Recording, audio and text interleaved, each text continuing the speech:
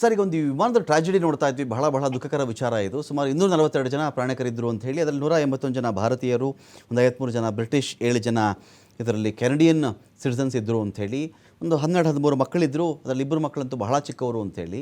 ನಾನು ಅದಕ್ಕಿಂತ ಮುಂಚೆ ಇದು ಟೇಕ್ ಆಫ್ ಆಗಿದೆ, ಪೈಲಟ್ ಮೇಡೆ ಮೇಡೆ ಮೇಡೆ ಅಂಥೇಳಿ ಹೇಳಿದ ನಂತರ DGCA ಅಥವಾ ನಾಳೆ ATC ಅವನ್ನ ಕಾಂಟ್ಯಾಕ್ಟ್ ಮಾಡೋಕ್ಕೆ ನೆಕ್ಸ್ಟ್ ಕರೆಯಲ್ಲಿ ಟ್ರೈ ಮಾಡಿದೆ. ಅಷ್ಟೊತ್ತಿಗೆ ವಿಮಾನ ಇಲ್ಲ. Probable reasons sir, probable reasons, black box ಸಿಗೋದಕ್ಕಿಂತ ಮುಂಚಿತವಾಗಿ ಇದು ಸಂಭವಿಸ್ತಿರಬಹುದಂಥ ದುರಂತ ಹೇಗಾಯ್ತಿದು ಅಂತ. ನೋಡಿ, ಈ ಬೋಯಿಂಗ್ 787 ಡ್ರೀಮ್ ಲೈನರ್ ಆಕ್ಚುಲಿ ಆ ಏರ್ಕ್ರಾಫ್ಟ್ ಬಂದು ಅದರಲ್ಲಿ 2 ಇಂಜಿನ್ ಇರ್ತದೆ. ಸೊ ಇಂಜಿನ್ ಮೇಕ್ ಬಂದು ಒಂದು ಜನರಲ್ ಎಲೆಕ್ಟ್ರಿಕ್ ಇರ್ಬೋದು, ಇಲ್ಲ ರಾಲ್ಸ್ ರಾಯ್ಸ್ ಇರ್ಬೋದು. 2 ಇಂಜಿನ್ ಇರುತ್ತೆ. ಯಾವ್ದಾದ್ರು ಒಂದ್ ಇಂಜಿನ್ ಫೇಲ್ಯೂರ್ ಆದ್ರೂ ಈ ತರ ಅನಾಹುತಗಳು ಅಂದ್ರೆ ಪೈಲಟ್ಗೆ ಆ ಒಂದು ಸ್ಟೆಬಿಲಿಟಿ ಕಳ್ಕೊಳ್ಳೋ ಚಾನ್ಸಸ್ ಇರುತ್ತೆ. ಸೊ ಈ ತರ ಒಂದು ಆಕ್ಸಿಡೆಂಟ್ ಆಗ್ಬಹುದು.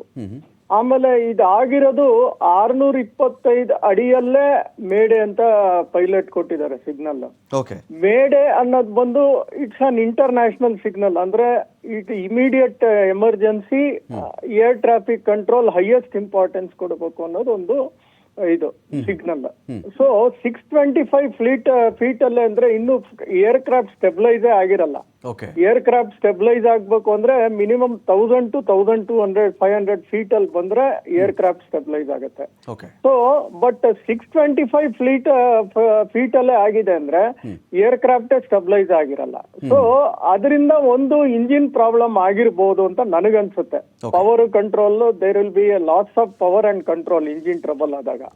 ಇಲ್ಲ ಅಂದ್ರೆ ಈ ಕಂಟ್ರೋಲ್ ಸರ್ಫೇಸ್ ಅಂತ ಬರುತ್ತೆ, ನೀವು ಫ್ಲಾಪ್ಸ್ ಅಂತ ಬರುತ್ತೆ, ಸ್ಲಾಟ್ಸ್ ಅಂತ ಬರುತ್ತೆ.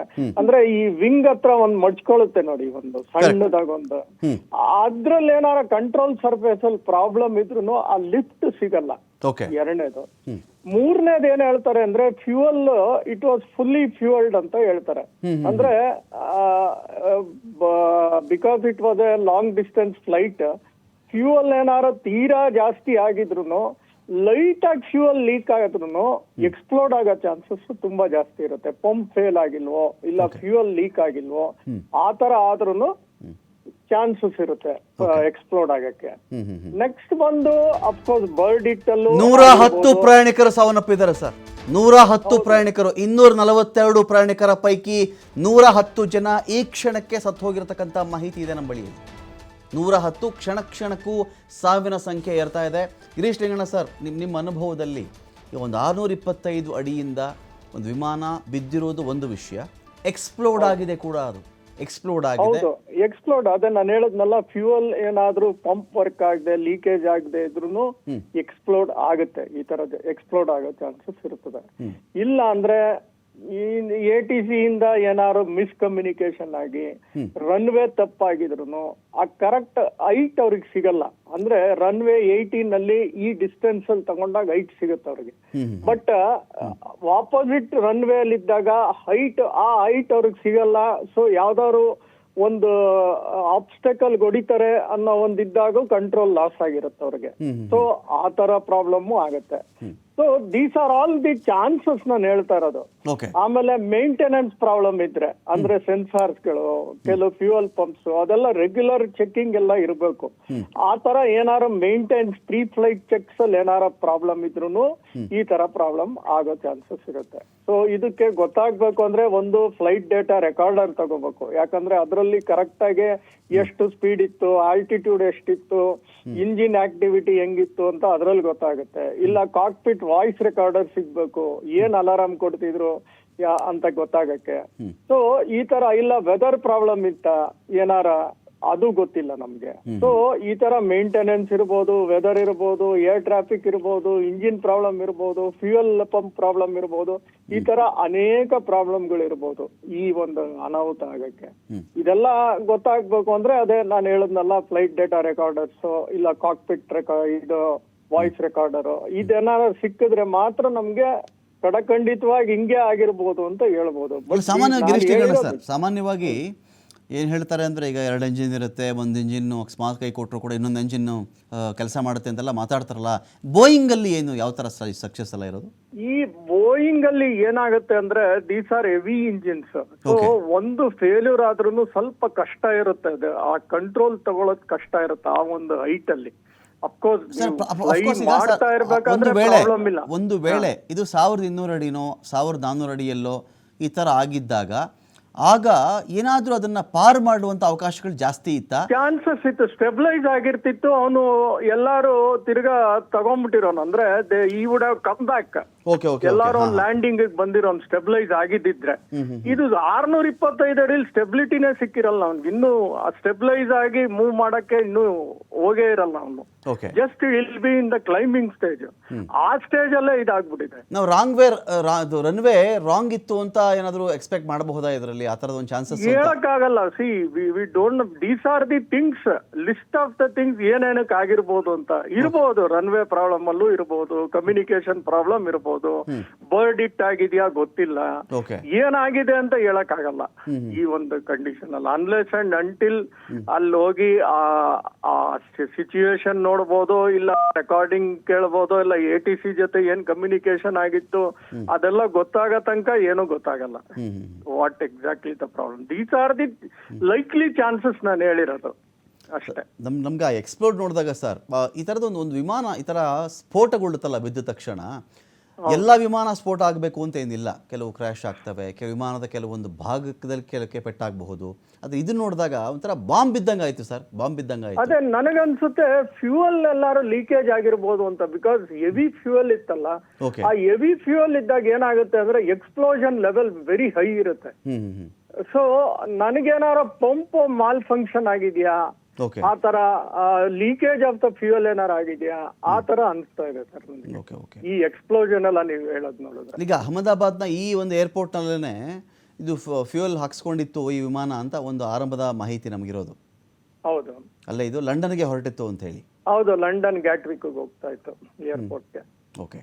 ಸೊ ಅಫ್ಕೋರ್ಸ್ ಅಲ್ಲೇ ಫಿಲ್ಅಪ್ ಮಾಡಿರ್ತಾರ. ಫಿಲ್ಅಪ್ ಮಾಡಿರೋದ್ರಲ್ಲಿ ಏನಾರು ಎರರ್ ಇದೆಯಾ? So there will be a certain level, ಇಷ್ಟೇ ಲೆವೆಲ್ ಫಿಲ್ಅಪ್ ಮಾಡಬೇಕು. ಆ ತರ ಫಿಲ್ಅಪ್ ಮಾಡದ ಪ್ರಾಬ್ಲಮ್ ಇದ್ರೂ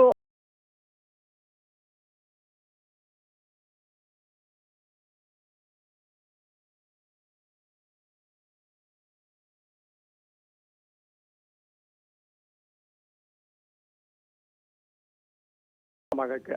ಸೊ ಈ ತರ ಅನೇಕ ಕಾರಣಗಳಿದಾವೆ ವಿಮಾನ ಹಾದಿ ತಪ್ಪಕ್ಕೆ. Okay, thank you Girish Linganna sir, ಸಾಕಷ್ಟು ವಿಷಯಗಳ ಬಗ್ಗೆ ಮಾಹಿತಿ ಕೊಟ್ಟಿದ್ದೀರಿ. Thank you so much.